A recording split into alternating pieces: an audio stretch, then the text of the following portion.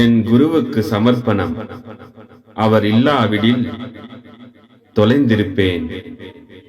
அது மாதிரி மகான்கள் இல்லாத காலமே கிடையாது.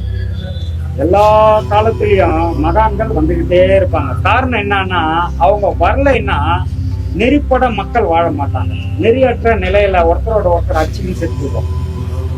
நெறிப்பட வாழணும்னா ஒரு மகான் கூட இருக்கணும், ஒரு குரு இருக்கணும், ஒரு மகான் இருக்கணும், ஆன்மீக பாதையில பயணங்கள் தொடரணும். இன்னைக்கு நீங்க பழைய காலத்துல எல்லாம் பாத்தீங்கன்னா சிவன் கோயில் பக்கம் யாரும் போக மாட்டாங்க. ஆமா, சிவன் கோயில்ல இருக்கிற அந்த ஆச்சாரியர்கள்லாம் பாத்தீங்கன்னா வெறும் எலும்பும் தோலுமா இருப்பாங்க, நாளைக்கு போய் சேர்ற மாதிரி இருப்பாங்க. அதே திருமால் கோயில பாத்தீங்கன்னா நல்லா புசு புசு கொழுன்னு இருப்பாங்க. ஐருங்க கொண்ட எண்டா போட்டுக்கின்னு என்ன விஷயம்னா, அங்கதான் கொடுக்குற தெய்வம் அவர். இவரு அழிச்சிட்டு வரான், இவர் அழிக்கிற தெய்வம். இப்படி வச்சுட்டு ஏன் அழிக்கிறவரை போய் கும்பிடணும், கொடுக்குறவரை கும்பிட்டு வாங்கிக்கலான்னு எல்லாம் அங்க போய் ஐருங்கெல்லாம் கொழுன்னு ஆயிட்டாங்க. இப்ப என்ன போச்சுன்னா அப்படியே ட்ரெண்ட் மாறிடுச்சு. நான் இப்பயும் பெருமாள் கோயில் போறாங்க, ஆனாலும் அதிகப்படியா சிவன் கோயில் போறாங்க. அப்ப என்ன காரணம் இதுல புரியுதா உங்களுக்கு? இந்த காரணம் புரிஞ்சிச்சா ஏன் போறாங்க? இப்போ தெளிவு இப்ப கிடைச்சிருக்குது ஒண்ணு. ரெண்டாவது விஷயம், அட்டூழியங்கள் அதிகமாகவே மனுஷன் யாரையும் விரும்புறான், யாரையும் அவங்க நம்மளை இவங்க காப்பாத்திடுவாங்கன்ற எண்ணம் யாருக்கும் கிடையாது. இறைவனை விட்டா வேற வழி இல்ல, புற்றா இறைவனன்னு எல்லாம் கோயிலுக்கு போக ஆரம்பிச்சிட்டாங்க. இன்னைக்கு கோயில் கட்டுறதுல இருந்து, கோயிலுக்கு போறதுல இருந்து, கடவுளை கும்பிடுறது, பக்தி மார்க்கம் முன்ன மாதிரி எல்லாம் இல்ல. எல்லாம் யூடியூப் ஓபன் பண்ணாலே நீங்க மகான் ஆகலாம், கடவுள் ஆகலாம், இல்லையா? கடவுள் ஆகலாம், சிவனை எப்படி பார்க்கணும், இவரை எப்படி பார்க்கணும், உயிர்னா என்ன, ஆன்மா என்ன, எல்லாம் யூடியூப்ல வருது. காரணம் என்னன்னா, பார்க்க ஆரம்பிச்சுட்டாங்க மக்கள்.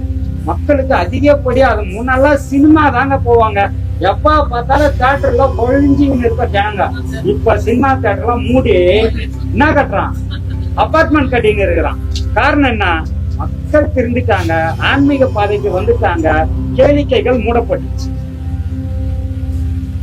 இதுதான் விஷயம். இப்ப கேளிக்கைகள்லாம் யாரும் போறது கிடையாது. இப்ப நீங்க எல்லாம் கூட இப்ப இங்கேயா வரணும், இன்னைக்கு ஃப்ரீயா இருக்கிறோம், சரி ஜாலியா சினிமாவுக்கு போயிட்டு வீட்டுக்கு போலாமே.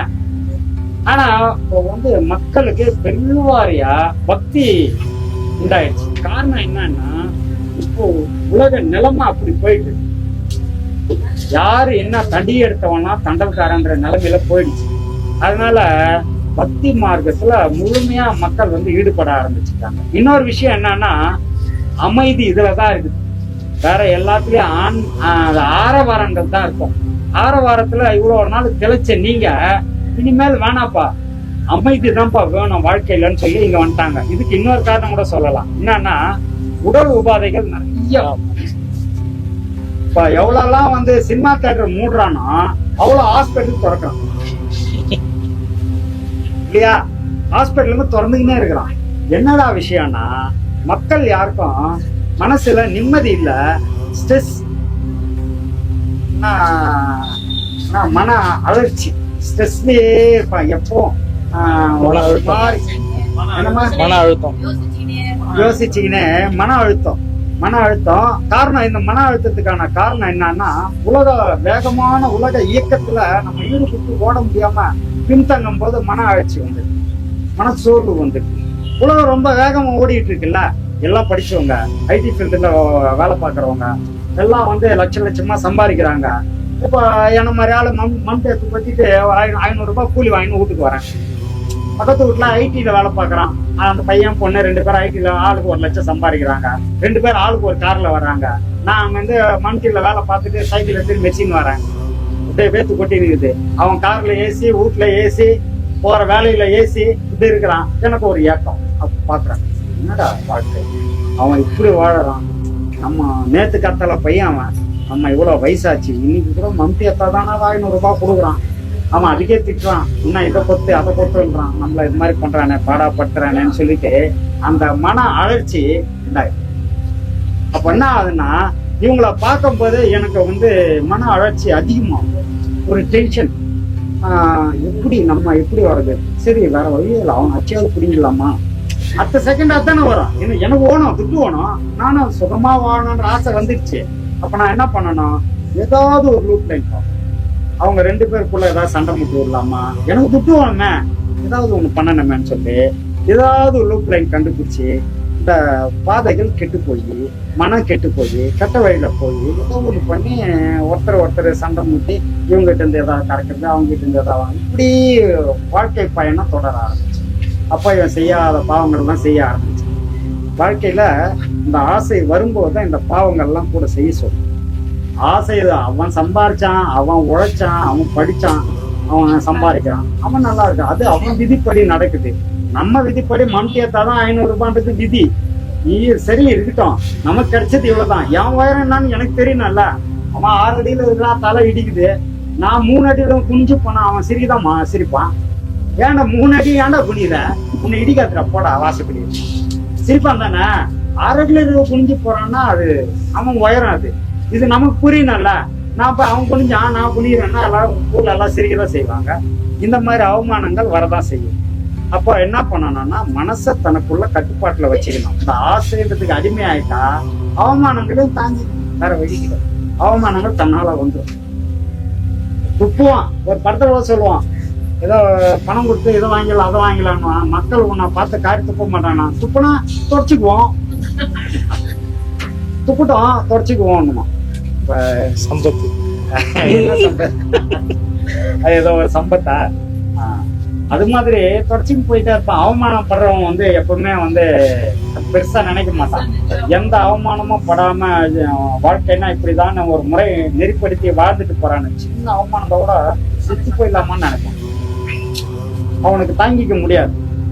அவமானத்தையே வந்து வாழ்க்கைய வச்சிட்டு இருக்கிறவன் திருடெல்லாம் என்ன பண்றான், எங்க போனாலும் பாஸ் பாஸ் வாங்க பாஸ், சும்மா ஏன் ஓடுறீங்க, நீங்க தானே திருடத்துக்கு கூப்பிட்டீங்க என்னன்றான். சும்மா வடிவால கோத்து விட்டுருவான்ல, பாஸ் பாஸ்ன்றான். டேய் நான் எப்படா என்னடா திருட்டு போய் சாவகாசன்னுவான்.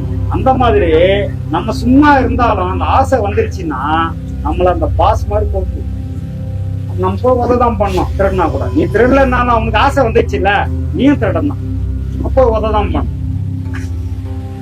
அது மாதிரி ஆயிடும். அப்போ வாழ்க்கையை நெறிப்பட நடத்தின்னு போனோம்னா ஆசைய பெரிய அளவுல நம்ம அதை வந்து பார்த்து டிசைன் பண்ணி எடுத்துட்டு போனோம்.